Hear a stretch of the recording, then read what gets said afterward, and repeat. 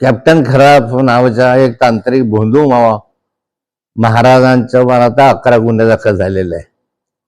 विविध माध्यमांना महिलांना फूस लावणं, महिलांचं यौन शोषण करणं अशा स्वरूपाचे आक्षेप आणि आरोप त्याच्यावर आहे. आणि या भोंदू बाबाचा कारभार हा गेले अनेक वर्ष नाशिक शहरामध्ये सुरू होता.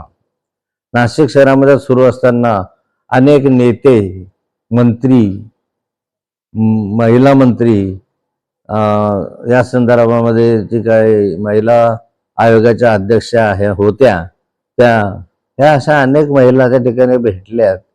आणि त्याच्या माध्यमातून आता हे लक्षात आलं की यांनी इतके मोठे उद्योग केले.